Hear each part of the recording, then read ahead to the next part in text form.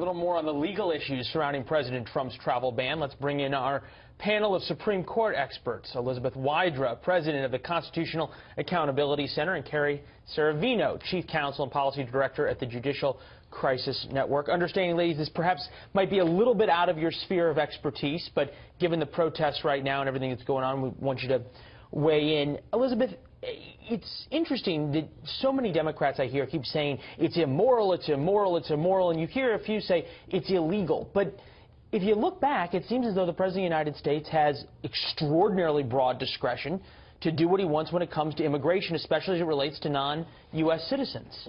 Yeah, so absolutely there is a discretion there, but it is importantly and crucially cabined by the Constitution. And that's what's the issue here. We have a confluence of values and constitutional guarantees. We started our country as a multi-religious, tolerant society, and our Constitution guarantees that there will be no religious tests. You will tolerate all religions and not establish one over another. You will not abridge someone's free exercise of a religion. And so what we see here in the opposition to this refugee and travel ban from across the political spectrum, as you just heard, we have conservative Republicans like Dick Cheney joining with folks to say this is un-American, unconstitutional. A lot of people have said this is un-American or this is a bad idea, but it seems as though, Carrie, and correct me if I'm wrong, that the legal challenges have been pretty narrow when it's come to this. Well, obviously, and what we hope is that the courts, as they're addressing this, and I've been saying this through the last immigration executive order challenge, is that they need to look at not what their personal policy preferences are, whether they would do that kind of order, but what the law actually says. Yeah. And I have to say it's a little ironic because we have a lot of people like Elizabeth who were talking about the discretion before, and now they're kind of wanting to have a cabin, didn't it? What the Constitution says. Well, and one thing that's being discussed, and you can see this is President Trump there, who's on the phone. This is tape playback. A couple of minutes ago, this video was taken by the White House pool on a Sunday. He is on a call with the King of Saudi Arabia. You can see there Jared Kushner, his son-in-law, senior advisor, and then also Mike Flynn, who was his national security advisor, sitting there at the desk during this call. To that point, Elizabeth, is you're making this argument, and the central argument of you can't have a religious test.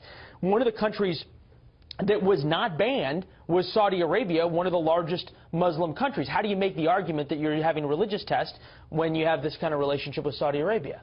Well, I think, there have been questions raised as to which countries are included. I think, frankly, we shouldn't have any ban on refugees coming here based on their religion. So some people are saying let's expand it. I'm certainly not saying that. I'm saying let's not go after people because they happen to be Muslim. Well, you heard the president said it wasn't about Muslim, it was about the countries. Well, that's what he's saying now. Rudy Giuliani said on your network exactly the opposite. Well, that's Rudy Giuliani, is not part of the administration. Quickly, ladies, we've also heard from the president, and this was the big news that we were going to get this weekend, is sort of was the rollout of who the potential Supreme Court nominee will be. Seems as though the general reporting focuses now on three names: Gorsuch, Hardiman, Pryor. Any of those, Elizabeth, that you'd be okay with?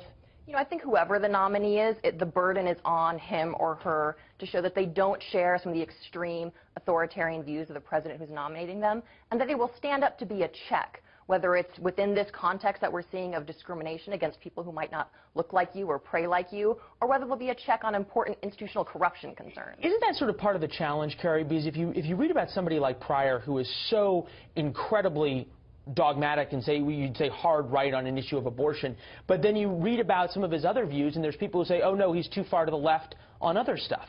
Well, I think, again, at the end of the day, the question is someone who has to be faithful to the Constitution and the law. That means you're going to have decisions that will uphold laws you might not have voted for, or provisions of the Constitution that maybe require you to overturn a law that you otherwise would like. But I think what's so great about all of the people on this list is they have a long record of standing up for what the Constitution and law says, even when they may not agree with it personally. That's exactly the kind of person needs to be replaced by, and that's the kind of person Trump has promised us. You look at that list, three outspoken jurists. You don't tend to question really where they stand. Ladies, we're supposed to get an answer on Thursday about who the president picks. We'll have you back to talk about it. Thank you for being here. Appreciate your insight.